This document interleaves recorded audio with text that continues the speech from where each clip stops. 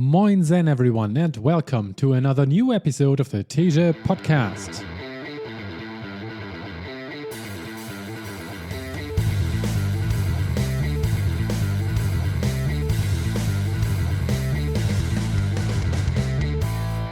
Tokyo Marathon 2026, completing my 6-star journey at the almost perfect marathon. The time has come. Completing the 6 World Marathon Majors is going to be on my achievements list. Tokyo Marathon is my final one of the original set. When I did Berlin Marathon back in 2013, I wasn't fully aware of the group of races, nor was it on my mind to run in all these cities, but over the years I developed an interest. London followed in 2015, but after that I went on an 8-year majors break. It was only when I accidentally qualified for Boston 2023 that, combined with post-pandemic vengeance traveling, I decided to fly over the Atlantic and run that historical race. And when Boston was booked, I looked into options for New York City too. Because you never know when the next global crisis will hit and render the trip impossible again. Might as well go and fulfill the dream of having a go at the NYC Marathon too. With 4 of the 6 done by 2023, my eyes focused on the remaining ones. Chicago in 2024 was great too, and after applying for Tokyo over the previous 5 or 6 years, just for the pure heck of it at first, luck was finally on my side for the 2026 edition. Luck needs to be your best friend.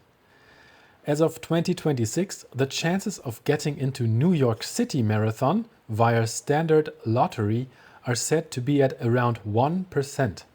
A whopping 99% of people who try via general entry lottery will fail. I don't know if the odds are better at Tokyo Marathon though. Although never officially published, it is just as notorious for having brutally bad odds. 10 years of failed applications are not unheard of. This is true for all of the majors, especially after the pandemic. Popularity has just exploded. Every of the big races handle the huge amount of interested people in a different way.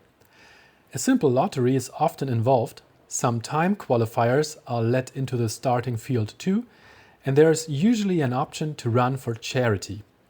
In Boston, for example, the time qualifier slots make up a very large chunk of the field. This makes it easier for fast runners to get into the race, but tougher for everyone else. In London, you have quite good chances to make it as a charity runner, but with over 1 million lottery applicants last year for the first time, luck really needs to be on your side in case you're not going the charity route.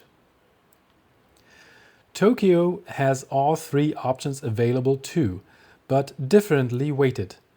The time qualifiers have to run near pro level times at a previous sanctioned race. It's currently set at 2 hours 54 for women and 2 hours 28 for men. And then these semi-pros still have to go through a lottery process for the very few spots available to them. Around 4,000 of the 37,000 Tokyo Marathon slots go to charity runners.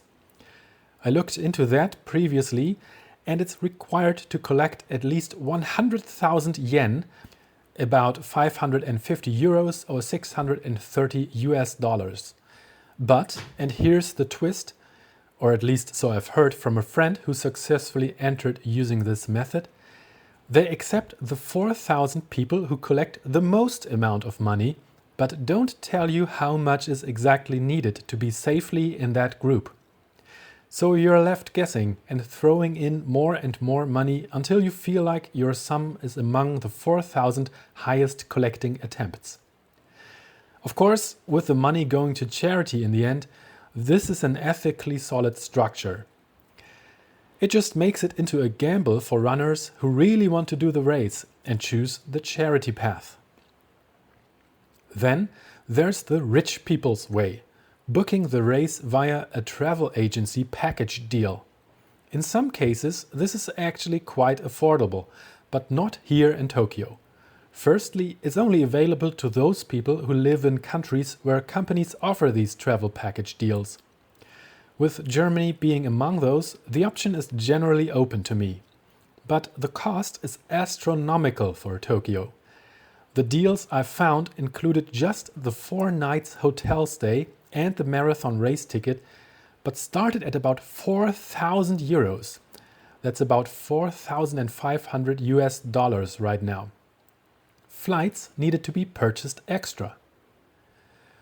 For both London and New York City, I used the travel agency path, and both times it was really affordable in contrast.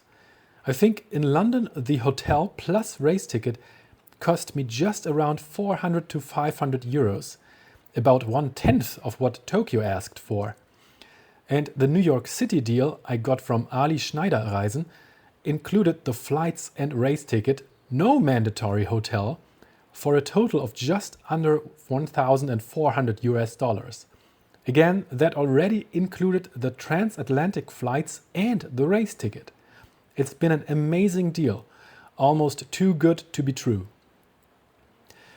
But with that option out of the question for Tokyo, it only left the general entry lottery drawing for me for a few years. Loss after loss after loss. Until I think in 2022 or 23, I learned about the virtual Tokyo Marathon option.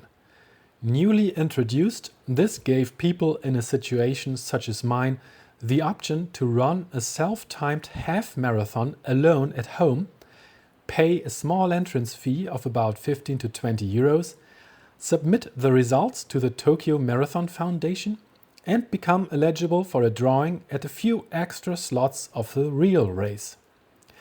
This could be repeated roughly every month for a new chance each time. Naturally, tens of thousands of people participated each month, if not more, and with just a handful of tickets at each drawing, the chances were super low too. But a German blogger I follow, Patrick, got his ticket to Tokyo this way, so I saw it as confirmed to be a legitimate possibility of making it to the race. I did that about half a dozen times, but failed at each of the drawings too. With every chance costing a little extra money, eventually the point was reached for me where I didn't want to burn any more of it for a seemingly decreasing chance each month due to even higher interest of the people, rising participation numbers for the same amount of slots. Then I heard about the so-called One Tokyo Global option. That's like an annual club membership, which basically doubles your chances at the general lottery for an amount of about 170 euros or 200 US dollars per year, or functionally per attempt. For the 2025 race, I tried that option but lost with both my lottery tickets. So I rage quit my membership at One Tokyo Global, only to re-register a few months later for the 2026 drawing. And then it finally happened. With yet another year of 2 attempts at getting a slot, I got lucky. In total, I must have spent around 500 euros or 600 US dollars spread out across 3 to 4 years on all the virtual Tokyo races and the 2 years of One Tokyo Global membership fees. But in the end, it worked out. I'm going to Japan. In conclusion, if you're not filthy rich, luck needs to be on your side. But you can help increase your luck by spending a bit of money over the years and maybe make it into the race a handful of years earlier compared to participating in just the free general entry lottery. Taking everything into account, I used around 8 attempts during around 5 years of trying until I succeeded.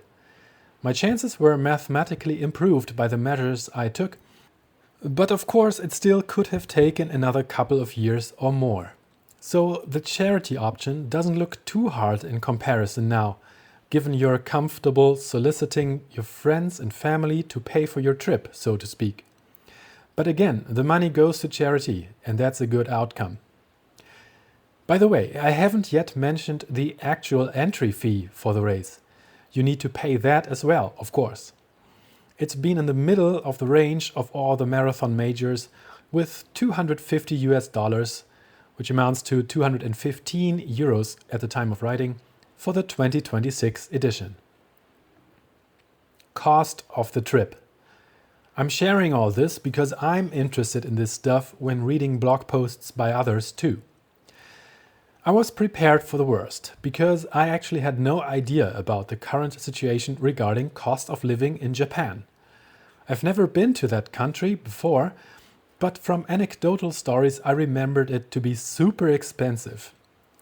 But as is often the case with low expectations, you end up being happier when things turn out to be different, or in this case, surprisingly incorrect.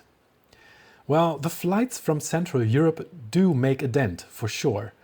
It's a long way even under normal circumstances. And these days, thanks to Russia's aggressive expansion attempt, read completely unnecessary and devastating war on Ukraine, the routing has to be extended by a few more flight hours to avoid Russian airspace, making the flights even more expensive. They were by far the most expensive part of the trip. Just for posterity's sake, I booked a connection via Frankfurt Airport, and the politically mandated detour made the long flights take a whopping 14 hours on the way there via Central Asia, and even 15 hours on the way back across the Arctic. Partly because yet another war was started in the Middle East while I was in Tokyo, making the Central Asian flight path unusable too. It doesn't seem like it's getting any easier these days, seen from a geopolitical perspective. It's not a good sign of the progress of humanity that the last remaining flyover option is the eternal ice of the North Pole region, where no conflicts take place as of yet, but that's only for the reason that it's mostly uninhabited by humans. Anyways, once you've made it through the global turmoil and landed in Japan, though, the tables turn. I booked both the flights and the hotel right after learning about my success at the lottery, because early prices are lowest. The hotel I chose, located in the upper-class Ginza district, just a 10-minute walk from the central Tokyo station, offered a comfortable room size, had breakfast included and sported 4 stars even, while coming in at just 160 euros, $180 per night. I couldn't believe it. A steal. For all the service and comfort I received there, double the price would have been justified. It even had a bathtub and one of those typical Japanese toilets with lots of funny features. An easy 10 out of 10. Prejudices destroyed. Previously, when thinking about Tokyo hotels, either the German teenage pop band came to mind, or those capsule hotels where people are stacked like sardines because the space supposedly is just so scarce in the city. Well, not true. At least not universally true. And then there's the general cost of living in Tokyo. Right now, the Japanese yen is quite weak compared to the euro. This came in very handy, so I left Hamburg with just a half-packed suitcase and plans to buy lots of sports gear so I could go home with a full one. Spoilers, I succeeded at that. First impressions of Japan. Even before starting the trip, I suddenly became aware of the huge cultural impact Japan has on the whole world. And now I'm even more in awe about that. I can't say I've ever been one of those Western guys who are so much into it they start learning Japanese without any reason or immerse themselves in anime culture or whatever. But when you think about the large footprint the country has left on the planet, you can't help but be respectful of that. Let me remind you of a few things, starting with something very obvious. Emoji. Yep, we're all fans. We're seeing and using them daily, and they're as Japanese as it gets. The word itself is Japanese and means picture character. How fitting. And the whole concept has been invented there. Do a quick search for Japan on your phone's emoji keyboard and see how many results you get. Now do one for America, France, or your own country. Speaks volumes, right? Here are a few more fun things we're all familiar with that'll probably make you go, "Oh right, these are also from Japan," along with a few fitting emoji, because it's possible. The written blog post makes more sense than this podcast episode for that reason. But here's the list anyway. Sumo wrestling, ninja warriors, geishas and shogun, sushi and ramen, bento boxes, sake rice wine and matcha tea, Shinkansen bullet trains, super fast and punctual, Zen Buddhism, created in India, flourished in China, made largely popular in Japan. Samurai with katana swords. Remember the swordsmith Hattori Hanzo in the Tarantino movie Kill Bill? Hanzo actually was a historical figure of the 16th century, a samurai and military leader, but not a swordsmith like in the movie. Japanese knife-making techniques are still quite revered globally. Origami, the art of carefully making little sculptures out of paper. The elderly lady on the plane seat next to me casually made a beautiful swan out of her napkin as a gift for the flight attendant. Pokemon, gotta catch them all. Nintendo, who doesn't know the Super Mario Brothers and loves the Nintendo Switch console? By the way, the Sony PlayStation is from Japan as well. Anime, the tradition of telling stories via drawn and animated art and figures like Godzilla. A whole range of car manufacturers like Toyota, Honda, Nissan, Mazda, Subaru, and Suzuki. And not to forget the world's most important camera companies, namely Canon, Nikon, Fujifilm, and Olympus. What an impressive list, right? Reality check. So, in a way, we're all quite familiar with Japan even before having ever set foot in the country. Still, when I arrived there and tried to figure out how to best get into central Tokyo from Narita Airport, it took me a while and I was surprised by how exotic it all felt to me. Even though technology is everywhere in Japan, this particular process of buying a Skyliner train ticket was everything but intuitive to me.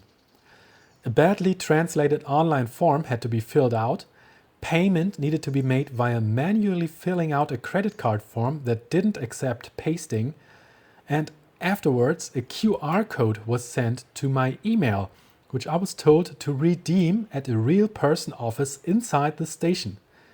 The clerk scanned my code and then proceeded to actually stamp 2 separate little paper tickets before handing me 2 other chipped tickets I was told to then use at the face scanning stations for entry.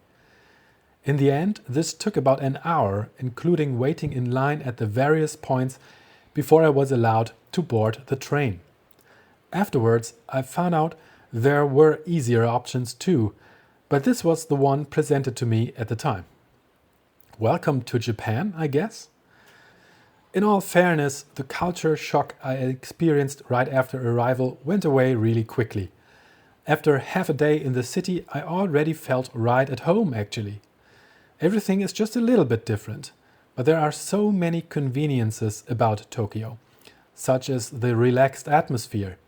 Everything is so clean and tidy, people are respectful and quiet, there's apparently virtually no visible crime or misbehavior, so it's a really good place to spend time in. While recently having been eclipsed by neighboring Osaka, Tokyo has often appeared on The Economist's respected list of the world's most livable cities. And I can see why. It just felt really easy there. Everything works because it's well maintained. I didn't run into any real issues, and that certainly affected my own behavior in ways I'll explain later on. The type of selfless and harmony-seeking behavior is contagious. I was able to spend 4 nights in Tokyo, with the 5th one taken up by the flights needed to get there. Sophie was again able to take care of the 4 kids and her job at the same time, so I could go on this trip, and I was really grateful to have that amount of time in Japan. The plan was to make the most of it while I'm there. While the Sunday would be used up for the marathon race, Friday and Saturday offered an opportunity to explore. High up on my list were having real authentic sushi and ramen, both of which justified a quick break from my vegetarian diet. I love food, and I decided not to let that opportunity slide.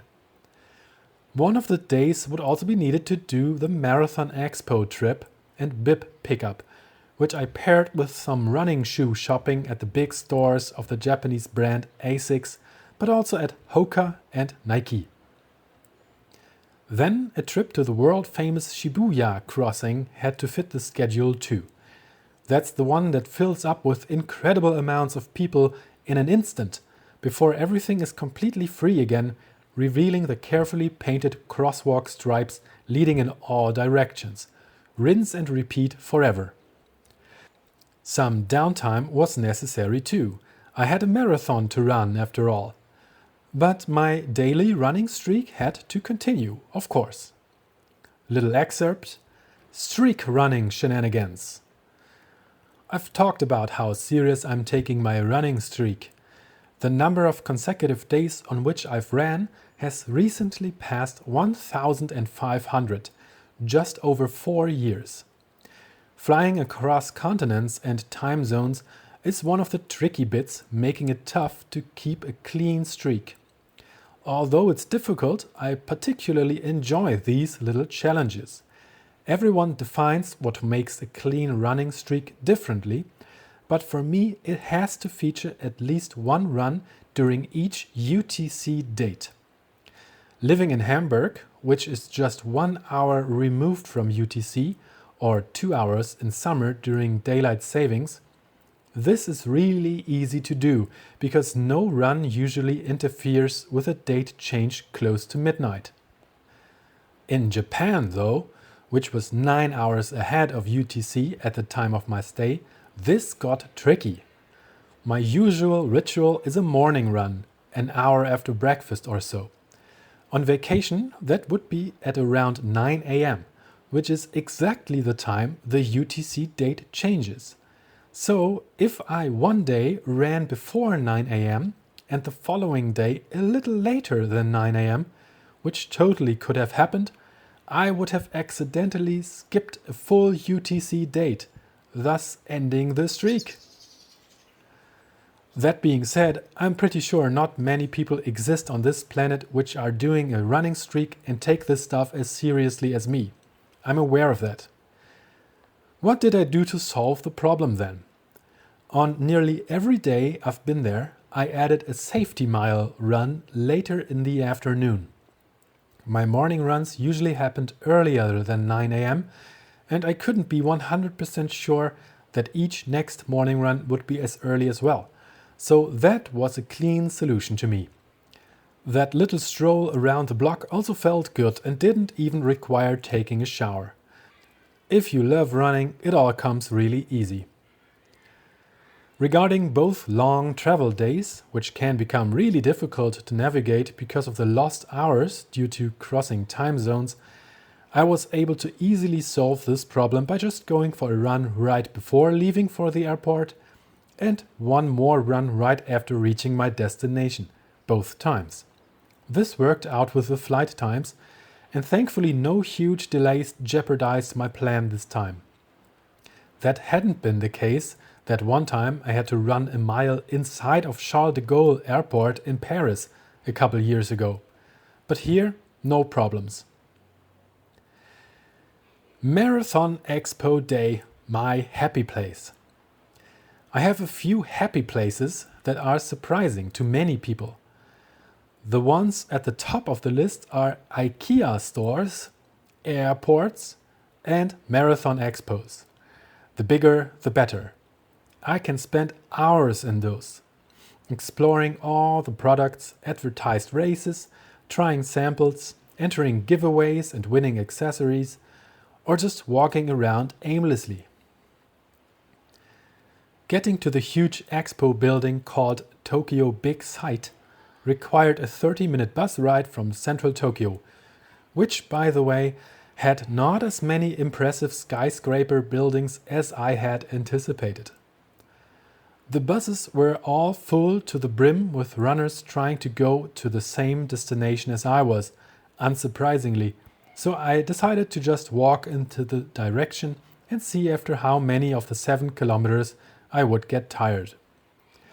After about an hour of walking in the sunny and warm spring weather, a bus came along that wasn't completely full, so I joined in. I'm guessing about 20 to 30% of people in Japan are wearing face masks, by the way, even in the outdoors. It's been a reminder of the pandemic, but it has been part of life in Japan for a lot longer. I admire the idea behind it. When you're sick, you don't want to jeopardize the health of others around you as well. People in many other countries should take the hint. In some situations, I joined in and put on my own mask, but I admit I did so for more selfish reasons. I didn't want to get sick before the race. Arriving at the expo, everything was perfectly organized. Countless volunteers sporting their recognizable jackets were holding signs showing us the way, smiling and greeting us all. The paths we needed to take were marked with ropes on both sides so nobody could get lost. It did give off a bit of a herding animals vibe, but I appreciated the clear order here. Once inside the main hall, I found it to be set up just like all the other majors expos. All the basic staples were here. The big branded entrance gate, the wall of names, the info desk, the dozens of bib pickup stations, and of course the main sponsor exclusive gear booth that took up half the hall's footprint. Here in Tokyo, the main shoe and clothing sponsor is Asics, the famous Japanese brand from Kobe, and its products were in just as high of a demand today as the main sponsor gear at the other majors expos I have been to. Bib pickup went smoothly, and my package thankfully already contained the special bib that is meant to be put on your upper back, stating that this will be my 6th major and that I am about to receive that huge special medal for completing them all. I've seen it so many times on other runners and now I get my own one. That was a special moment. I went by the Abbott booth, that's the company behind the World Marathon Majors, and found my name on their wall of 6-star hopefuls. Most of the merch there already included newcomer race Sydney, and since I haven't been there yet, I didn't want to buy any. But walking back through the huge Asics exclusive area, I realized their new and highly praised but yet unreleased shoe Super Blast 3 was already sold here. It didn't take much contemplating to pick up a pair. I had seen reviews and knew the predecessors, so a short fitting test was all I needed. The rumored price in Germany was set to be at 219 euros, but here, after converting back from yen, it came out at just 140. This is paradise. I should have brought 2 more suitcases and picked up more pairs for my running friends. Moving down 1 floor to the General Expo now. This is the place where all the other brands and companies were able to put up a show, and that they did. Super bright LED screens everywhere, exclusive new shoe presentations such as the incredible Adidas Pro Evo 3, which comes in at weighing just 97 grams. As well as the free laser-guided stride analysis offered by the folks at Hoka, which utilized their also currently unreleased Cielo X1 3.0 shoe, which I tested and loved right away. The price was a bit more on the European side, it's a French company after all, but still far under what's rumored to be the final price back home. I was so happy that most companies had shoes in my huge size of US 14 or EU 49 available. That hasn't always been the case. By the way, the Japanese standard of measuring foot sizes is far smarter. It's just done in centimeters. It got me curious of what the heck we are actually doing, so I looked it up. In Europe, we are using the so-called Paris point system, which equals 1 Paris point to 2/3 of a centimeter, which is 6.67 millimeters. You'll then measure the length of the shoe, not the foot, and if that turns out to be 33 centimeters to fit your 31 centimeter foot, you would divide it by 0.667 to land at a EU size 49. The Americans have an even more stupid system though, which is actually based on barleycorns, believe it or not. The 1 barleycorn measure equals to 1/3 of an inch, and that comes to about 8.47 millimeters. In order to arrive at a shoe size derived from the foot length, you would then use the formula 3 times foot length in inches minus 22. So in my case, my 31 centimeter long feet are about 12.2 inches long, multiplied by 3, that's 36.6, and subtracting 22, we land at US size 14.6, which is roughly true for me. What is that though? Can't we please be smart about this and all switch to the Japanese system that uses centimeters? You know, the most logical solution? So my respect for the Japanese increased a bit more when I realized that while shoe shopping. Well done, my friends. After spending a bit more money on merch and walking around gathering free giveaways and checking out some other products, I made the bus trip back to the city center to visit yet another shoe store. Again, one of the ASICS brand. My friend Micha from Hamburg had a special request, the fast racer Metaspeed Edge Tokyo. So I bought it for him in the hopes that he'll beat all his personal bests with it this season. At 150 euros here, instead of 210 at home, he made a great deal. I tested the new Super Blasts during my afternoon safety mile streak run. Afterwards, I checked out a typical Tokyo electronics store, which was so loud and bright and stacked, I got totally overstimulated after 10 minutes and left.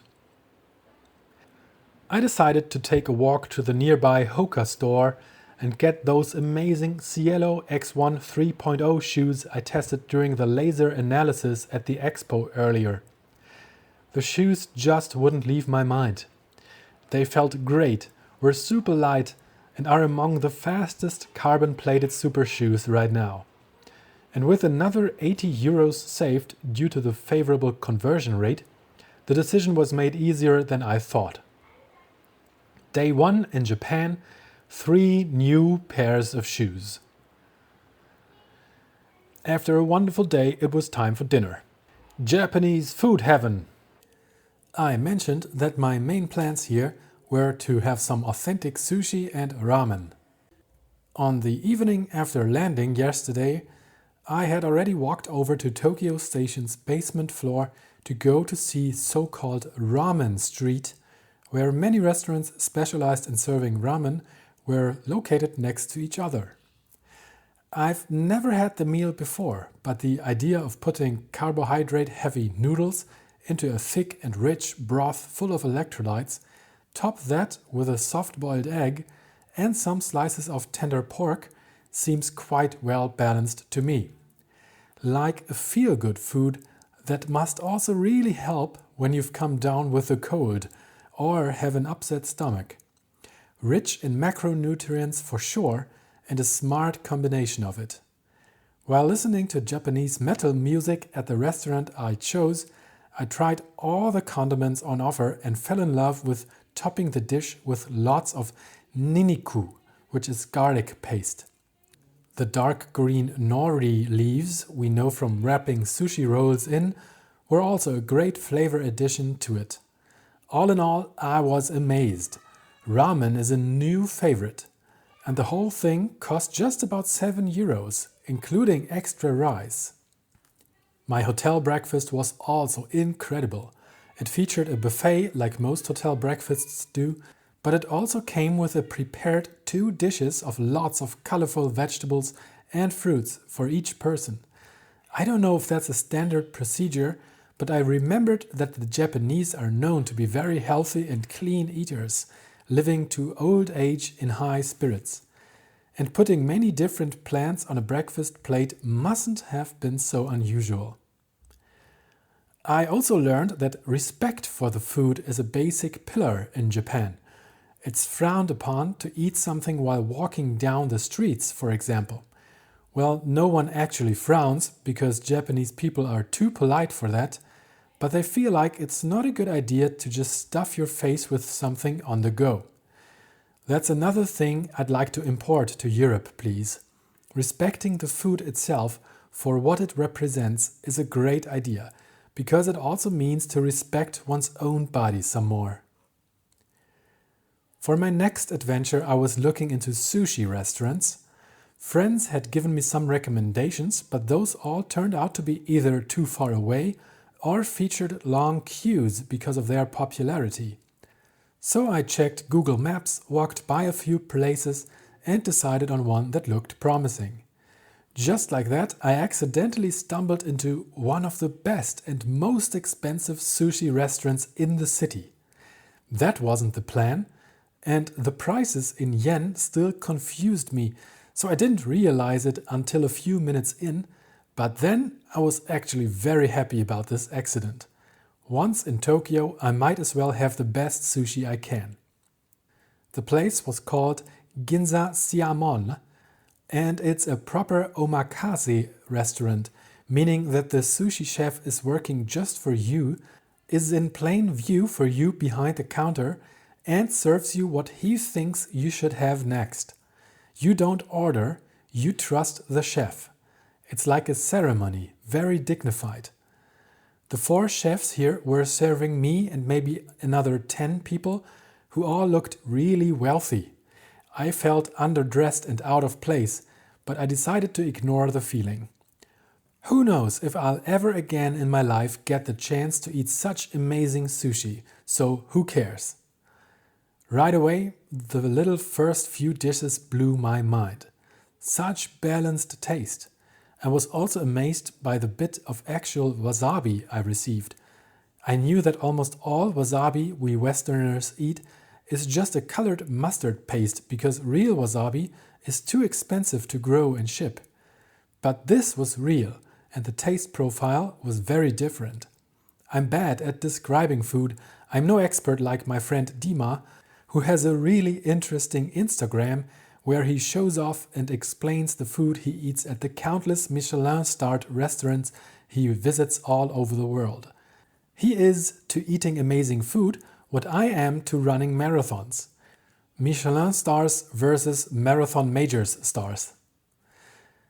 I'm sorry if I can't explain how great this all tasted, but a few pictures in the blog post might transport it somehow. The link is obviously in the description of this episode. The couple sitting next to me were super friendly Americans, and we talked for a while until we realized we also all spoke German, because the husband, Timo, was born in Heidelberg and had left for the US some 30 years ago. His German was rusty, but fun to listen to, and he was also about to run the marathon. It was tactical of me to come to a sushi place 2 days before the race instead of 1, because I couldn't know how my stomach would handle the odd types of fish I had never before eaten in my life. Of the roughly 15 different ones, I recognized maybe 5. It was all still just so nicely composed and carefully presented that I had no trouble at all in having the first little octopus with its squiggly tentacles here. and thankfully my stomach did really well. I left about 1.5 hours later, and with a dent in my pocket that could have bought around 18 bowls of ramen. Oh well, worth it though. I bought the memory of having had real authentic sushi in Tokyo, Japan, and I value that quite highly. Day before the race. Touristy stuff. As I slowly immersed myself into the Japanese culture, some observations entered my mind. 1. Technology is everywhere, but often not really out of necessity or because it actually improves something, but because it's nicer that way.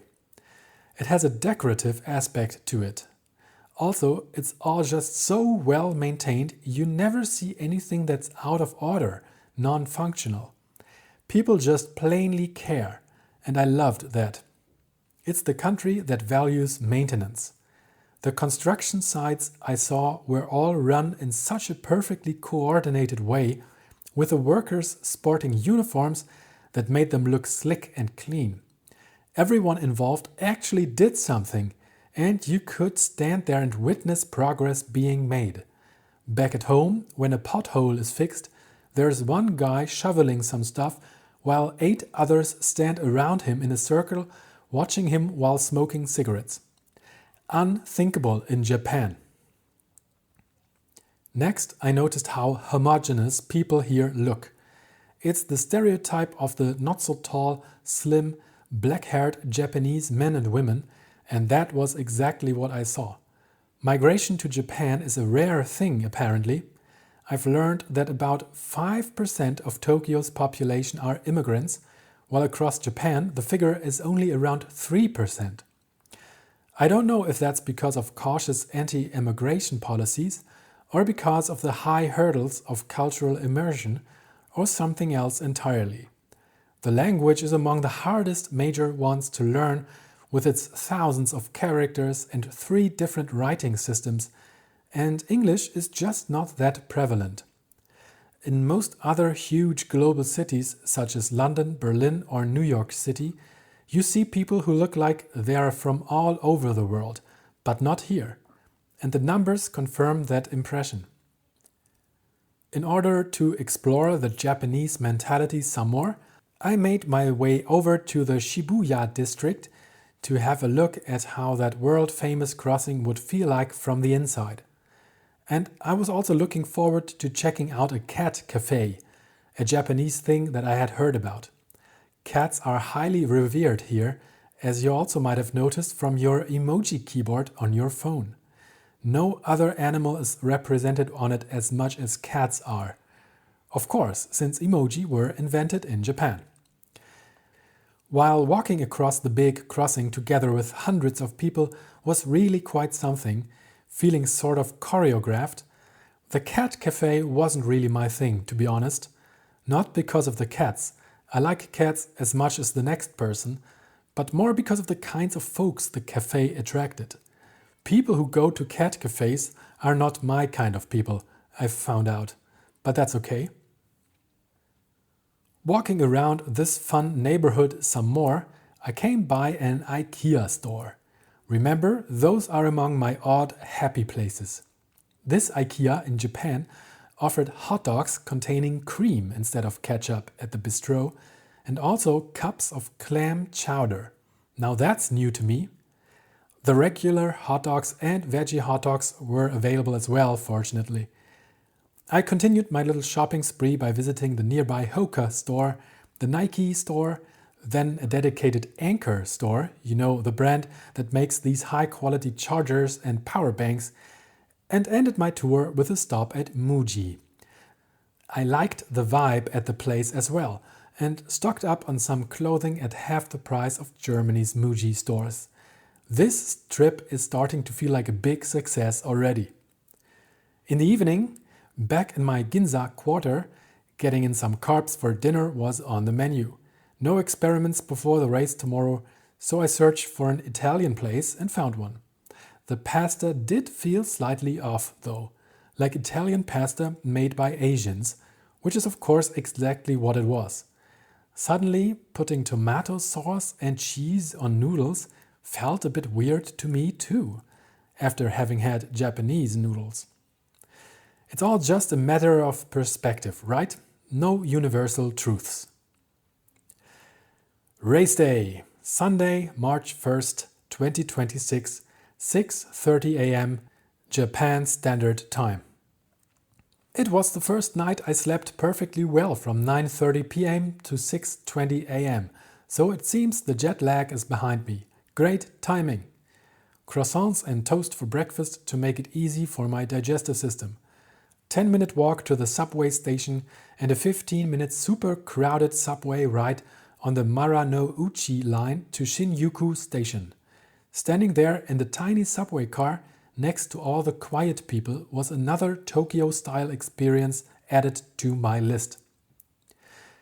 And how convenient it was to get from the city center to the marathon starting line. It took under half an hour and could be done just by using public transit. No special shuttle services.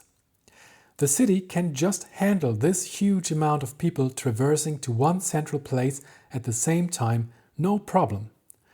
Berlin pulled this off nicely too. Public transit is great in my home country usually. But in London, and especially at the 3 American races, it was quite a difference. I think in New York City it took about 3 hours from the city center to the starting line. Subway, special shuttle ferries, and special shuttle buses. I much prefer the Tokyo and Berlin way. In a super relaxed state of mind, I walked through the security gates, had my gear bag checked and downed the can of Red Bull right before the point where cans were no longer allowed. Again, the volunteers here along the way were briefed perfectly. All super friendly, smiling and showing directions, wishing us all luck for the race. I'm in my starting block B's correct corral at 10 past 8 a.m. wearing my new Hoka racing shoes, the Cielo X1 3.0. After testing them yesterday, I felt confident they would be great for my race today. My goal for today's Tokyo Marathon. About 3 months ago, sometime in December of 2025, my plan was to train for a new personal best in the marathon distance and to do that at Barcelona Marathon on March 15th, 2 weeks after Tokyo today. Tokyo was supposed to be my last long run before the big PR attempt in Spain. And since my goal time for Barcelona had been 2 hours and 48 minutes, a straight 4 minute per kilometer average, which is about 6 minutes and 26 seconds per mile, I planned to do Tokyo with a loose aim of around 3 hours and 15 minutes. This wouldn't stress my system too much, and it would also be the fastest of all my 6 world marathon majors by a little bit. Just for fun, here are my previous 5 majors results. 1. Berlin in 2013. 4 hours, 17 minutes, 2 seconds. A personal record at the time. I was still relatively new to running. 2. London in 2015. 4 hours, 0 minutes, 48 seconds.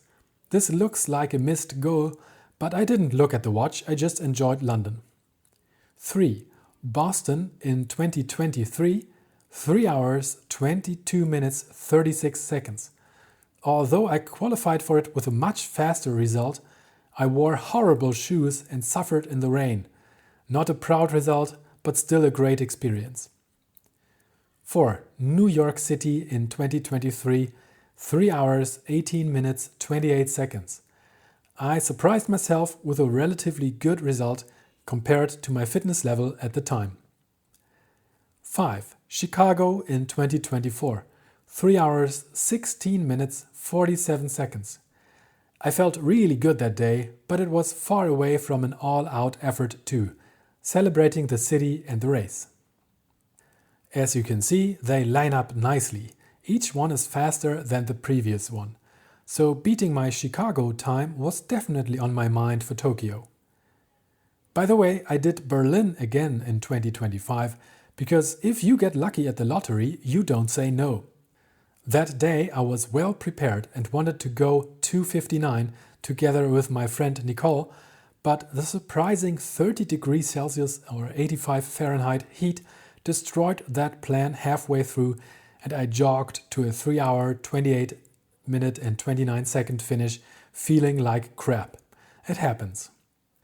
The weather for today's race was as good as it could have been though. Blue skies, no winds, and a comfortable temperature of around 10 to 15 degrees Celsius or in the 50s if you prefer Fahrenheit. This is perfect for running marathons. Before the start, there were a few short speeches by officials, all very plain and non-dramatic. That's been the whole vibe here, waiting in the starting block. I could sense some nervousness in the runners around me, but emotions weren't through the roof here as in other races. We're in the second starting block of many, because I think I mentioned during the registration process that I might run around 3 hours flat. The 3 hours and 3 hours and 10 minute pacemakers were hanging around here. But because my time goal had shifted, I positioned myself near the end of the block, right before the line separating us from the people in Block C. There was enough space, nobody could have jumped the fence as is tradition in the chaotic Berlin Marathon starting blocks. Everything was orderly and neat. Much better. I was ready to go with my easy goal pace of 4 minutes 30 seconds per kilometer or 7 minutes and 14 seconds per mile on my mind. Tokyo Marathon 2026 start. The wheelchair athletes took off first, followed by the professional foot runners. Confetti cannons and 2 cool steam-emitting tubes made it feel big. While the all-white confetti rained down on us, the announcer introduced us to Mr. Marty Friedman. They had built a special stage for him. In case you're not familiar, Marty Friedman used to be the guitar player for metal band Megadeth, often named as one of the big 4 metal bands which include Metallica, Slayer and Anthrax as well. Why was he here? Turns out the American guy just happened to fall in love with Japan decades ago and decided to stay. He became fluent in Japanese and is some sort of cultural icon in the country now. People love him. So for every Tokyo Marathon start, he is asked to go on stage and shred on his guitar to send all runners off onto the course. I found this lovely. Marty's playing style has certainly also adapted to Japanese culture. The moving of the starting blocks towards the starting line happened so well coordinated by the volunteers, I was in awe. It seemed like a dance of sorts. How they rode up the court, separating my Block B from Block C right behind me in unison and guided us towards the starting line at the exact perfect speed so no congestions would arise. They really took their time to practice this. This made for a super smooth transition for us all to get into the slow jogging mode and then, almost exactly when crossing the starting line, into our individual marathon paces. I started slightly slower than my planned average was going to be, just to ease into it better. It always feels great to finally start a marathon race, especially if you've been anticipating it for so long. Everything that had to happen for me to stand here and run the actual race crossed my mind. In this moment, it was mainly the long trip here, crossing continents, but also the months of training before and the years of trying to get a slot for this particular race. Going back to the first time I vaguely thought about doing the 6 marathon majors, including Tokyo, which must have been around 10 years ago now. All of that time leading up to this moment, me starting the Tokyo Marathon 2026. Moments like these are super special to me and worth all the time and money invested in it. What it's like to run the streets of Tokyo. Firstly, the streets are in absolutely perfect condition. There's been not a single pothole, I think. It's completely flat and easy, really well maintained, and crowd control is done like lives depend on it, which is actually true sometimes. The first bit of the course leads east from the Shinjuku district back towards the city center. Here we have lots of skyscrapers draped with colorful advertisements and the beautiful looking Japanese letters. The streets are wide enough for everyone to have enough space. All in all, it makes for very comfortable running. You can fully focus on yourself. For many runners, including me, the starting line adrenaline and nervousness wears off during the first few minutes. At this race, it was after completing the first mile that I was suddenly overcome with emotion and had a couple tears in my eyes. At events which are very special to me, this happens.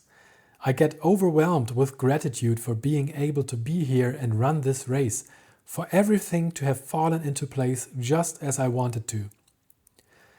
The unplannable thing is when exactly that moment of overwhelm would appear. I can't control it, of course. At Boston Marathon I felt it too, but that was about a minute after the finish line. And oddly enough, at New York City Marathon, I was emotional a few minutes before the guns went off, while walking towards the starting line. Now here, 1 mile in, my weird human body decided it's the right time to produce some tears. A minute later, that feeling is over and I'm smiling from ear to ear again. Over the next few kilometers, I am surprised when looking at the watch and realizing that today's natural marathon pace turns out to be a bit quicker than I planned. I feel really good and my heart rate confirms that feeling. The new shoes are doing their thing too, being all light and bouncy, pushing me forward. And on these wonderful flat roads, nothing at all is holding me back. I'm rolling, flowing really. Japan makes it very easy to do that. The Tokyo Marathon aid stations and amenities. There were a total of 15 aid stations between kilometers 5 and 40. Never more than 3 kilometers between two. All of them had water and every other one offered a sports drink that contained sugar and electrolytes. It tasted great and as if it had enough of the promised nutrients in it, but the name was a bit unfortunate. It was called Sweat. Well, yes, it's supposed to replace sweat, but don't name it that. At the later aid stations, a whole variety of odd Japanese foods were offered. To prepare us for it, they had included information in the digital guide about exactly which ones were available at what spot. I don't think there was an option to try them at the expo, and I was unfamiliar with all of them. Most looked heavily processed. For a marathon race, this seemed very risky to me. Anyways, I had brought my own gels and didn't have to rely on any food offerings. Currently, I love the German brand Ministry for gels, and funnily enough, their caffeinated gel option contains matcha. So there's the Japan connection again. For my taste, the aid stations were good as they were, but could have been better had they offered some plain gels at some of the later spots. But I saw no gel sponsors. The closest thing were some glucose drops, but they seemed a hassle to get out of their double plastic packaging and would need to be chewed. So there is room for improvement. I finally found some. Between the long numbered tables at the aid stations, they had rubbish bins. The whole race has a strict no littering policy. No dropping of your own gel packagings anywhere except for these bins. And not into any bin, please. Garbage has to be separated while running. Cups into the blue ones, everything else goes into the white ones. I got the hang of it very soon and didn't think this was a problem at all. It could easily be adopted into all the other races. In fact, I would appreciate it if it were. Those mountains of plastic cups we usually have to climb over at aid stations were just not happening here. It was reduced to a minimum. Then the porta potty stations. Wow, this was done so well. Tokyo Marathon again played in a league of its own here. I don't need to mention that public urination was absolutely unacceptable here. Also, it wasn't really possible because of portable fences on the sides of the course. So the staff had to come up with a solution. And that looked like the following. Volunteers were holding up signs with a restroom mentioned on it and the distance to the next available one, never more than a couple kilometers away. At these places, the fenced-in course was made to have a sort of highway exit for runners who wanted to make use of the opportunity. That exit was just a couple meters wide and lined with volunteers showing the way. You would have to run for a couple dozen meters into the driveway of a department store or similar, where a couple dozen porta potties were waiting for you. Once done, a separately fenced path led you back towards the course, where you were faded into traffic so smoothly no one would even notice. It was simply beautiful. A majestic way to solve urination and defecation in privacy for every marathon runner. Tokyo, I bow to thee. Everything was so clean and tidy that when I came by a traffic cone that had tipped over in a line of perfectly aligned cones, I couldn't help but spontaneously stop mid-race just to put that cone up again. I heard some people making sounds of appreciation when I did so, because it was in a position volunteers couldn't reach. I've heard people say that the whole country of Japan seems to suffer from OCD, but this is just a way to make yourself feel better when you see how much they have everything under control. Enjoying a neat and tidy place isn't OCD. Many people have started to confuse that.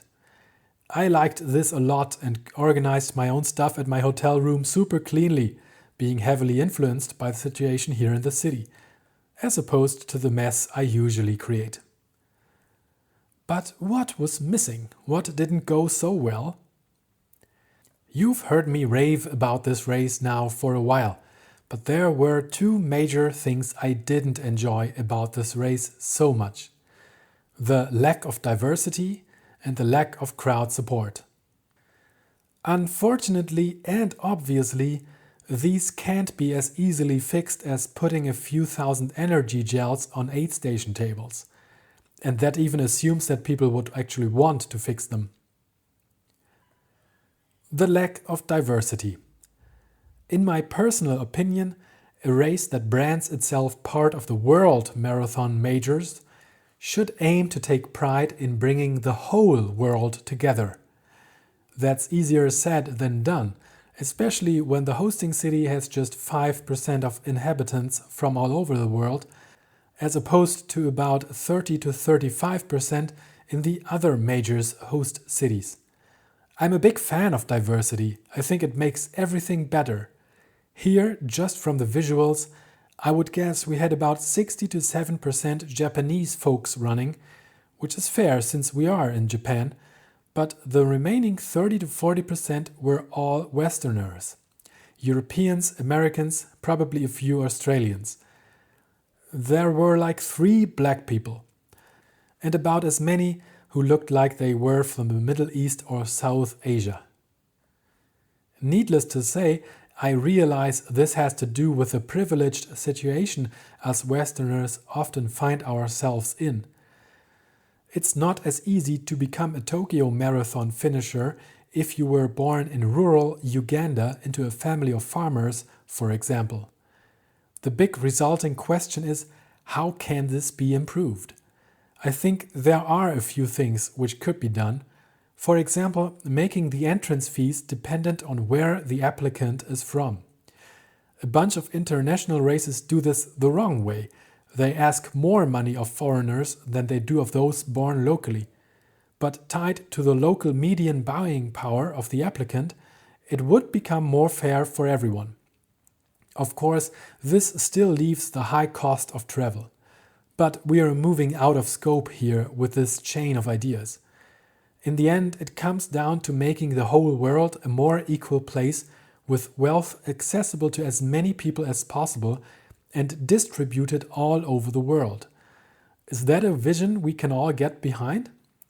I'm not so sure, but I'm in favor of it. In an ideal world, the huge world marathon majors would reflect all of the world's peoples and be a huge celebration of all the cultures and the sport of marathon running as well. I think in the latter aspect, there has been a success story hidden inside the majors, and that's how running brings everyone together. As exotic as Japan is to me, a European, running marathon races is still something that we'll always have in common.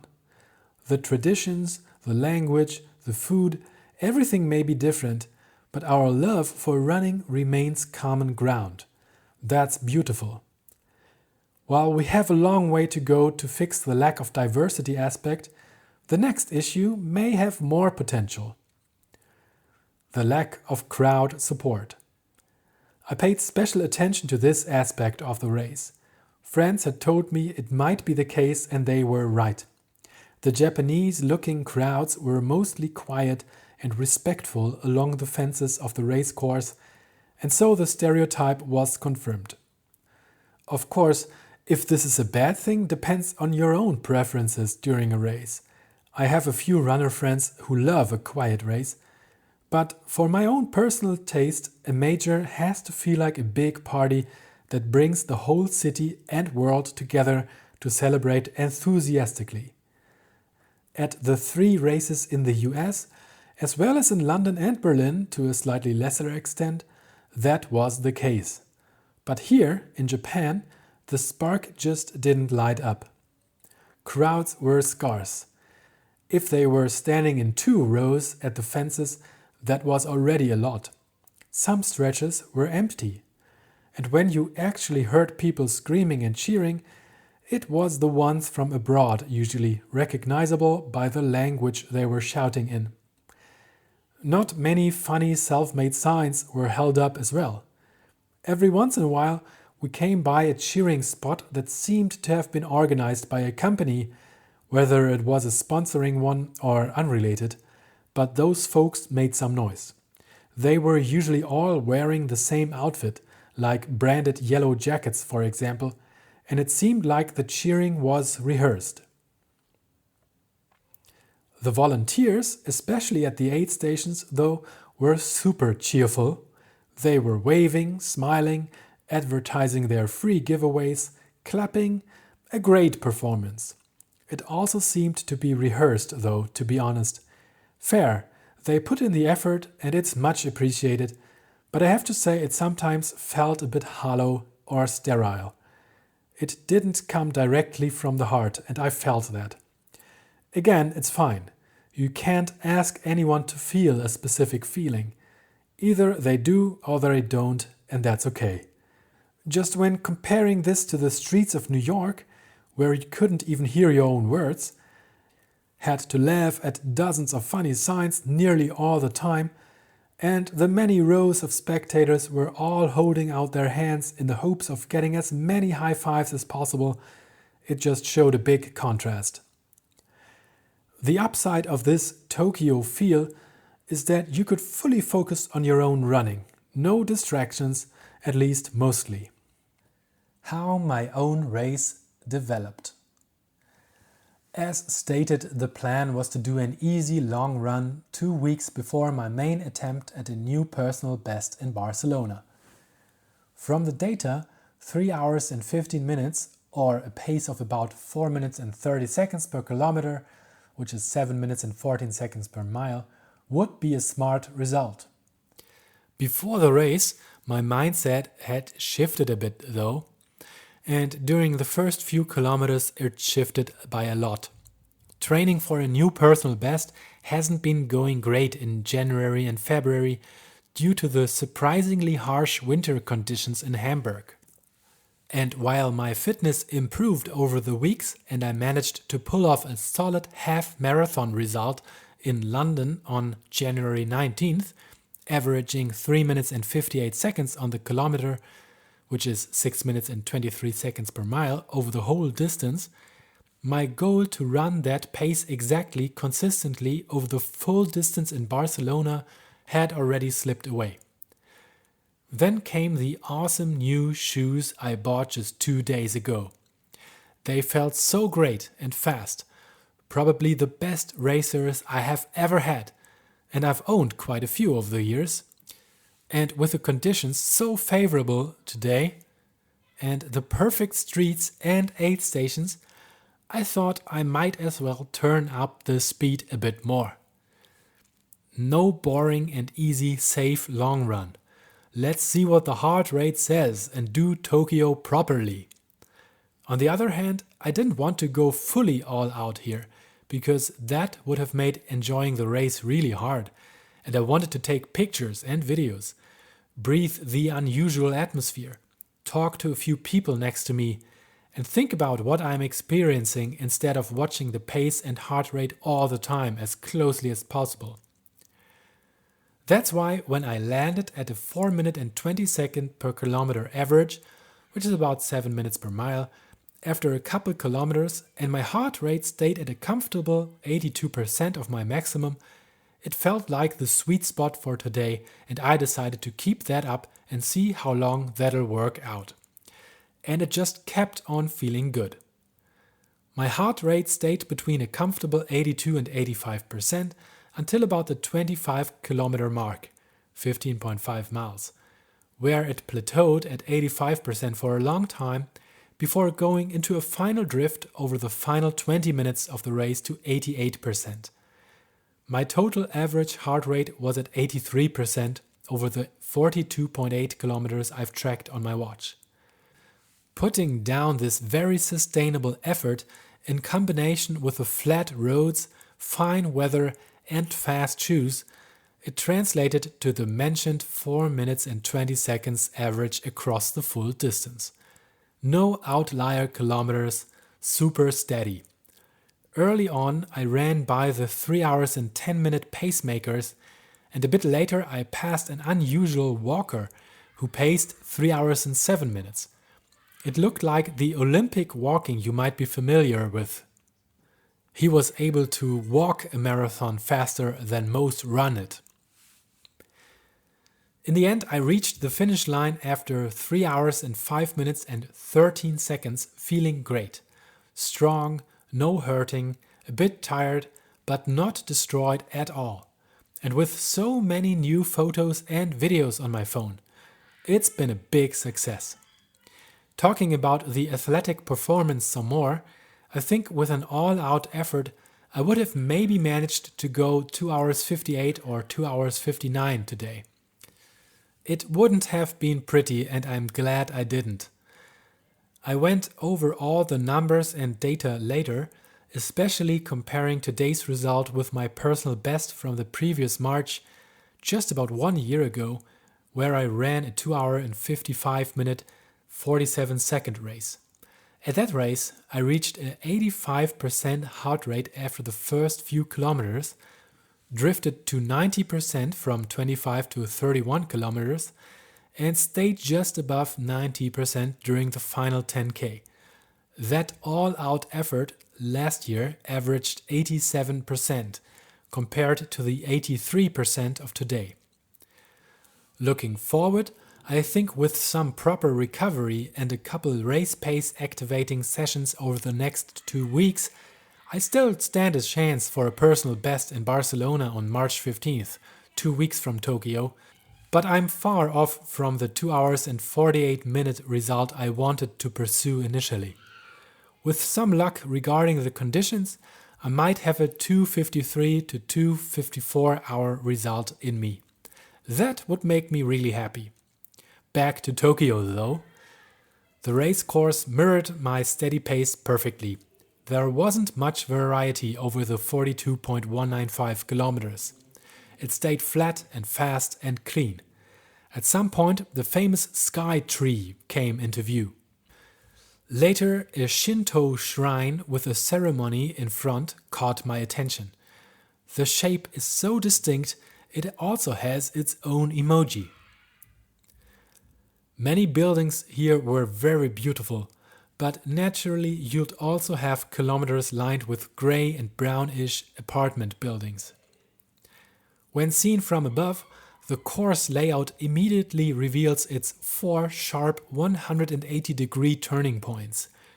Some people like to complain when races include these. I don't mind though. Those few seconds that are maybe lost don't matter to me. Seen as milestones to reach and pass, they can even be of psychological benefit.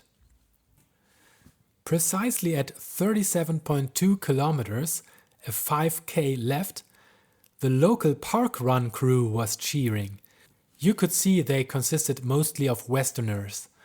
The movement is from the UK, and I have recently joined in on the fun and did a couple of park runs, which are free, timed 5K races that happen every Saturday morning, all over the world, meant to attract people of all paces to bring runners together. My plan to do yesterday's park run as a shakeout didn't come to fruition though, because the closest options were just too far outside the city center for me. These joyful runners here were great at cheering, and they had positioned themselves strategically in order to be able to hold signs and scream, "Now it's just a park run to go," meaning 5 kilometers left. I had to laugh and give some love back to those folks by smiling and waving, which they greatly welcomed. I must be part of a minority there. Quite late in the race, we passed by the famous Tokyo Tower, another landmark considered to be so important it has its own emoji. I was already familiar with it from playing the Tokyo course on Mario Kart against my daughters on the Nintendo Switch a lot. Good times. Currently, the second one of my 4 daughters is sometimes able to beat me. The others still have a lot more practicing to do. Very close to the end of the race, a rare cobblestone passage started. Friends had warned me about that one, but there was nothing to be worried about. The stones were laid out perfectly flat with no gaps. I might not even have noticed if I hadn't looked down. Maybe when it rains they become slippery, but it wasn't an issue today. Time to enjoy the final few hundred meters. The crowds ever so slightly increased here, but still it's been empty. The amount of runners crossing the finish line together with me right now was certainly larger than the amount of spectators hanging around in the area. Gate in view, no finish line sprint needed, or so I thought, and happily I ran over the timing mats of the 2026 Tokyo Marathon, effectively becoming a 6-star finisher at that exact moment. The end of Tokyo Marathon 2026. Stopping the watch, I saw the result. 3 hours, 5 minutes, 15 seconds, with an official result of 3 hours, 5 minutes and 13 seconds. Although 10 minutes faster than what I wanted to run this morning, had I taken just one look at the total time during the final kilometer, I surely would have tried to sprint to sub 3:05, but it really doesn't matter. The finishing time today is good as it is. I am not disappointed at all. And after all, that's not why I'm here. I'm here to finish the 6 World Marathon Majors, and that I did. But immediately after the first post-finish line high, the buzz is killed by the crowd-controlling volunteers. Around 5 to 10 guys were standing here, shouting into their megaphones that we were supposed to keep moving and not take any selfies. Oh crap, busted. That's a sure downer. Next, big signs pointed us into the correct post-finish direction. I wasn't sure if my bib was orange or golden. It sort of looked the same. A volunteer helped. They had nearly 10 different colors, which were used to divide the crowds up into smaller chunks at several junctions forking out. A masterclass in crowd control, really. I could see why this race was among the only ones in the world that didn't need to be cancelled during the pandemic. Like herded animals, We were then led to the medal handout stations. Again, a huge amount of friendly volunteers smiled and dutifully presented us with our medals. No hanging around the necks, though. I think that would have been too much of invasion of personal space for this culture. Handled with lots of care instead. I especially like the colors of the medals band. The post-marathon high is big today for me. I really enjoy it, and none of the disciplined over-organization here can take that away from me right now. Following the stream of walking runners, next up are the water, sweat electrolytes, and banana stations. Neatly, one after the other, with a bit of walking between them to allow for sorting yourself out. Right before we get anything, volunteers hand out plastic bags so we have no trouble carrying our individual selection of giveaways. I am not surprised that they thought of every little detail here. The tiny water bottles are limited to 1 per person, and that's not so great. I'm super thirsty and surely not alone there, so that definitely has to be improved. Walking down the long road, we are allowed to collect some more goodies to put into our plastic bags. First some candy and recovery mixtures, but later on bath salts and even full packages of laundry detergent. Weird, but I guess it's related. My current clothes surely are stinking now. Aluminum space blankets were offered as well, but the warm weather didn't require it. Instead, we all got a branded towel with a hood. That was a great gift, although I'm not so sure under what circumstances I'll be wearing that at home. Right now, they feel great though. After some more walking along the fenced-in area with a big smile, I finally spotted the last handout booth, full with volunteers wearing the deep blue colors of the Abbott Insurance Company, the one that sponsors the World Marathon Majors. This is the place I've been longing to one day walk through, and now is the time. As the walking path is again divided, the standard finishers to my right realize I'm about to bag that big medal and congratulate me. And there it finally is. Yes, 6-star finisher. Big smiles, lovely volunteers, some more congrats from the other runners. The next step is to take the official photo of me wearing the newly earned medal.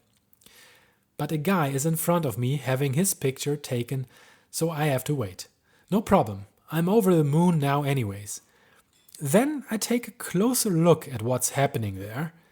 The guy in front has a sanctioned spectator with him, possibly his wife, and she is handing him what looks like some more of the huge 6-star medals. What? Some volunteers and I lean in closer to see what's going on. Then someone says, the guy has just completed his 4th total full marathon majors set. His supporter handed him his previous 3 medals, and now he has his picture taken wearing 4 of them. That means he has finished at least 24 marathon majors so far. Unbelievable. No matter how big the achievement you're unlocking, there's always someone who's done it before. 3 more times. What a legend. I searched a bit for him afterwards and found out his name is Tom, and he's actually from Germany, like me, and a deaf runner. And a very fast one too. Some people are just doing stuff beyond imagination.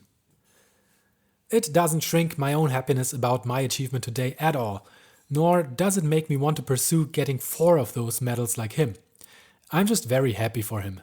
After he's done with the photographs, it's my turn. Now we are led along the gated area and soon split up by individual bib colors a few more times. I don't really pay attention where we're going. It's not like I have a choice or anything better to do anyways. Walking the Tokyo streets is good as it is. It takes a while though. It feels like we are moving far away from the finishing area.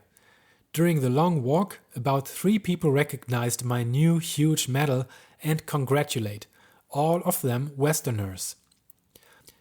The volunteers guide us across traffic lights and keep holding big signs pointing towards the baggage reclaim, not unlike at an airport.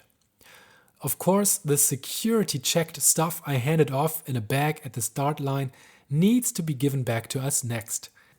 When it's time for that, me and my fellow orange bibs are welcomed near a businessy-looking skyscraper by another army of volunteers.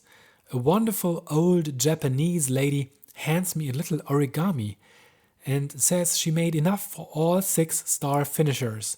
That's so cool. And I was talking about the lack of crowd support. It's just a different kind of support. I managed to bring it home to Hamburg without flattening it, and it sits on my desk now. We are then led into the super clean and classy building. The paths we are guided to take are all taped with plastic, so no dirt and sweat will ever touch the expensive floor, I guess. Even the cushioned seats here are wrapped. We enter what looks like a conference room just without any furniture in it. That's one of the dozens of changing rooms. I don't know if females and non-binaries had been separated from us males during the march here, but it looks like it's just men in this room, sitting on the plastic-wrapped floor changing clothes. Sitting down, finally, this is the first moment to take a real breath. We weren't allowed to sit down or stop walking since the finish line, and an hour must have passed since then. I hold my medal in my hand. Wow, what a day! Firing on all cylinders for hours, and now it's time for the deserved break to reflect. I actually made it and got the medal. The post-race blues. After about 10 minutes of changing clothes and even lying down for a second, I decide to leave the conference room and make my way outside, back into the city. I was longing to walk around freely without fences left and right. And right when I set foot on the pedestrian pathways next to the building's exit, it's just empty. The city center is far away, and suddenly the marathon race seems like it happened on a different planet, way back in the past. The sun is still shining, but there's just nobody around apart from a few people going about their normal days. This is new. Where's the party? The frantic fans, the free beers, the goodies, the strangers congratulating each other, the selfies with new friends made along the course. There's just nothing. We've all been divided apart by bib colors and led far away from each other to find ourselves in the middle of nowhere, removed from the action. I quickly check Google Maps and it reveals that the walk back towards the finishing area would take 20 minutes from here. Or a subway ride. What? Where am I? What is this? When booking my hotel, I paid close attention to the location of it, 10 minutes from the finish on foot. Now that doesn't seem to have worked out, does it? What an abrupt ending this is. I need to switch gears mentally because I was expecting this to feel different. So there's no party, nothing. No option to hang out at the restricted area that they built around the finish line. So I might as well start my walk back to the hotel, but I decided to take the route that leads me along the course. Maybe some of the atmosphere I was longing for can be found there. I cheer on a few of the people coming by the 33-kilometer mark here. About 3 more people who are walking around congratulate me on my finish. All Westerners. And some of the volunteers, of course. They were briefed. So yes, the vibe was slightly off, especially here at the finish. Compared to the other majors, especially those in the United States, it's been a real downer. I realize now how much I loved the party around Boylston Street in Boston and the crowds at Columbus Circle near Central Park in New York City after the finish. Everyone was chipper. They asked my finishing time. I high-fived so many strangers. It just matched the energy. Or in Chicago, where they had taken special care to build a finish line village for the runners, named it the 27th Mile, with free food and beer and lots of booths. Live bands were playing even. We could just sit down on the meadow and take it all in right there, for however long we wanted. Chicago did this really well. Tokyo, on the other hand, receives a clear last place in this regard.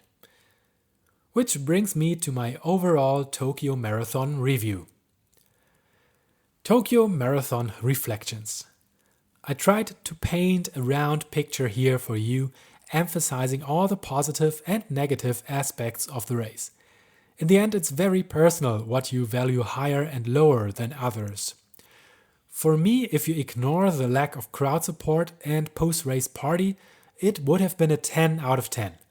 Flawlessly organized, perfect course conditions, aid stations, volunteers, friendliness, everything was amazing. I mentioned the lack of diversity in the field of runners, but I won't hold that against the marathon. But the odd crowd support and the weird post-race management that made me feel like I'm an animal to be herded away and neatly put back into its hotel room take a chunk out of my rating. In total, a solid 8 out of 10 remains. This also led me to rethink my experiences I've had in the United States. In retrospect, those were even better than I thought they were at the time. Would I come back to run Tokyo Marathon again? Honestly, probably not. Even if it were as easy as just buying a race ticket as in normal races. It's a good race, even quite suitable for a serious attempt at a personal record, but I value the full experience of a race, including post-race. The country is lovely though, and I really enjoyed spending time in the city and exploring everything. As a tourist, this is heaven. It's all easily navigable, people are nice, there's no crime, nature is amazing, and the rich culture has so much more to offer than I was able to see here. Not to forget the incredible food. Coming back to Japan for a few weeks would be great, and I'm sure I'd enjoy a long trail race somewhere here a lot too. Those usually don't have much crowd support anyways. But the marathon, with everything that's required to make it to the start line, doesn't make me jump in excitement. It's great, and I'm still glad I did it, because having the full set of marathon major experiences rounded off my own picture a lot more. It's just not a race I'd do again in a heartbeat like Boston and New York City clearly were. Even Berlin, because it's so close by. Also, I'd love to do London again. And thinking about the finish line party, probably even Chicago. Okay, so that leaves Tokyo as the only one I wouldn't repeat. I guess that's a harsh statement and I feel a bit bad about it, because so much effort and care clearly went into it. But it's just how I feel, and again, it was a good race. Standards are just super high when you're talking about those races that branded themselves to be the greatest 6 in the whole world. And while repeatability is a good indicator of how great a race was, it's not the only one. Shortly after the race, I had built my personal majors ranking in my head, and Tokyo did not come out last. World Marathon Majors Reflections. Having now completed the full set, and with most races still quite fresh in my memory, I feel like I'm in the position to create a ranking. Just for fun, of course. Position 6 out of 6. Berlin, Germany. Being from Germany myself, I would like to see my home race higher up on the list, of course. But compared to the others, it just isn't. The quality standards are so high, you have to go above and beyond as the race organization, or you'd have to offer something completely unique in order to stand out as a marathon major. Berlin is a good race. It's fast, it's fun. The city has a lot to offer and the crowds are into it. There's quite a bit of chaos too, though, especially in the starting blocks. Not enough volunteers. and lately some questionable decisions regarding the aid station offerings. Who in their right mind would get rid of proper electrolyte drinks? I've contemplated this before, especially during Chicago Marathon. Why are some races included in the majors and some others, which seem they should be, aren't? Instead of Berlin, I would have preferred Paris, for example, or the classic one from Marathon to Athens, Greece. Berlin is still a good race, and the only one of the majors I did twice, because it's just a short train ride away and the lottery odds are among the best of the bunch. And because it's a fun race too. Position 4 and 5 out of 10, London, UK and Chicago, USA. I did London over 10 years ago and Chicago just 18 months ago, so my statement here probably lacks some insight.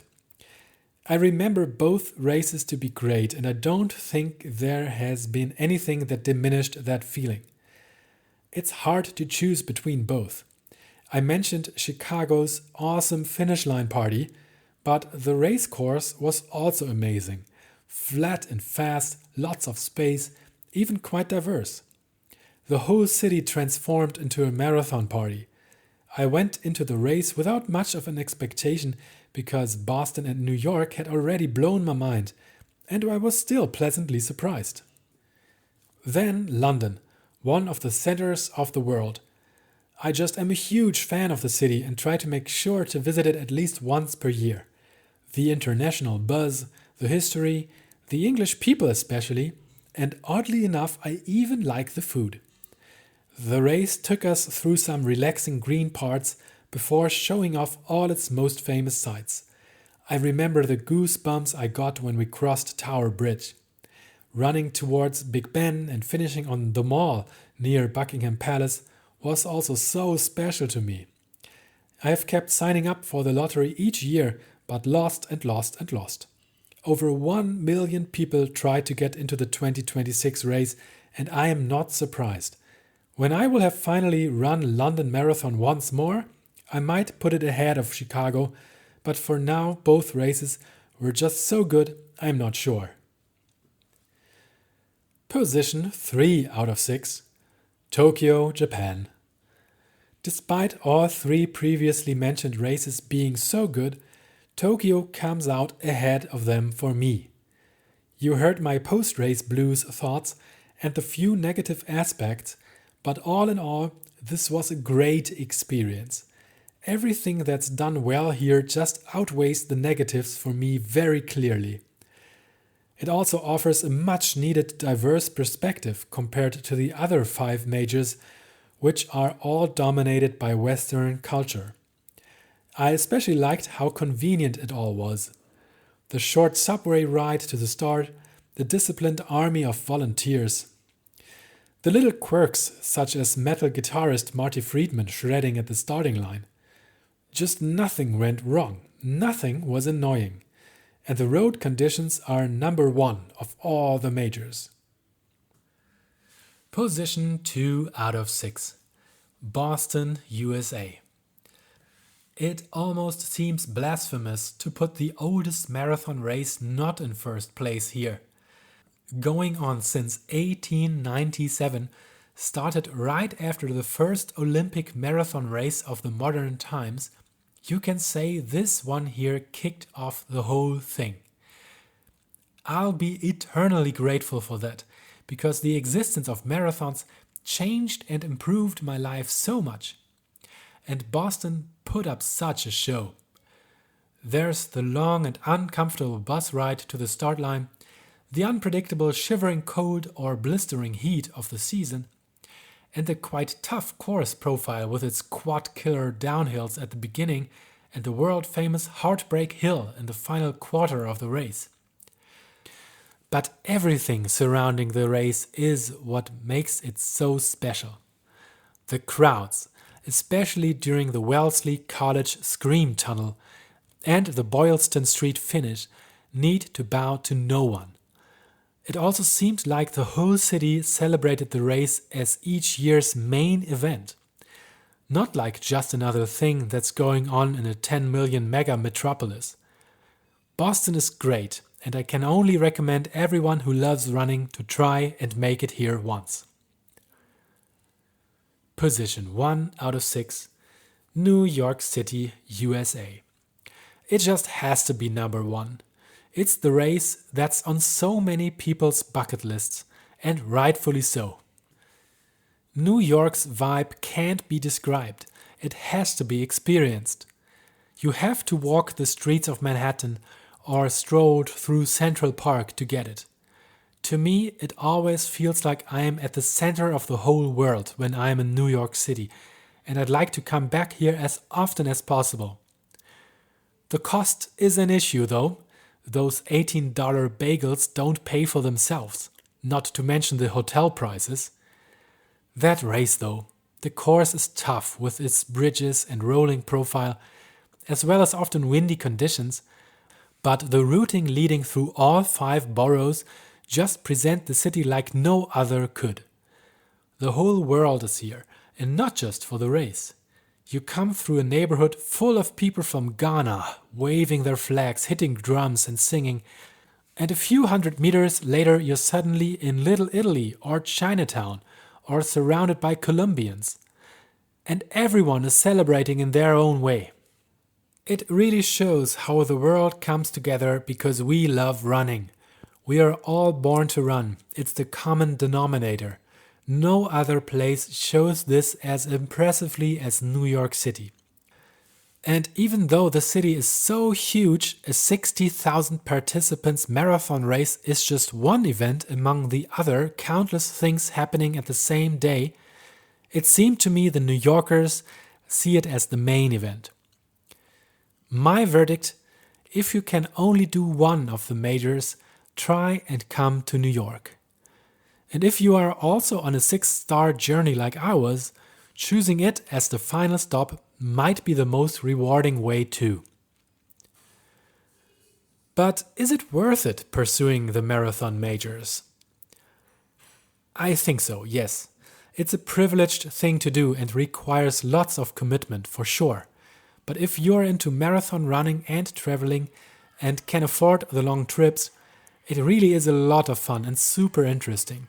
I don't regret this at all. The contrary, I'm really happy I went on this journey. The experiences have each felt like worth more than the loss of money I had to spend on them each. If I had the option, I would have preferred to spend more time in each city and taken the whole family each time, but that wasn't possible in our situation. Not complaining, those solo trips also had their advantages. I was able to fully focus on immersing myself in the city and just do whatever I felt like doing without taking other people's needs into account. A welcome break from life at home with my 5 ladies and the new dog. You have to make most of it, is the bottom line. And what about the additional new marathon majors? 3 new ones are supposed to join the 6, with one of them having already had its majors debut last year, 2025. That's Sydney, Australia. Although the journey is about as long as it could get from Central Europe, I'd still like to do that race one day. The Australians are supposed to love sports, and the iconic city also draws my attention. And I have already lost twice at the lottery for a race ticket, so the tradition continues, I guess. Let's find out how many more years it'll take. The 2 other hopefuls are Shanghai, China, and Cape Town in South Africa, both of which I would love to do. Because of family ties, I'm already very familiar with Cape Town and have been there many times, but never ran any race in the country. I'd love to. And China in general just increasingly fascinates me. If they come up with a new 9-star medal one day, I'd like to pursue that one too. My friend Guy says not to think about these moments as goals to be reached, but as milestones to acknowledge. The journey always continues. Goodbye for now, Japan. Thank you very much for listening to this podcast. I hope you enjoyed it. If you did, feel free to give this podcast a rating, preferably one of the highest order, the 5 stars. And maybe you know someone who would like to listen to this as well, so recommend it to a friend. Thanks again, and all the best to you. Have a great day. Bye bye.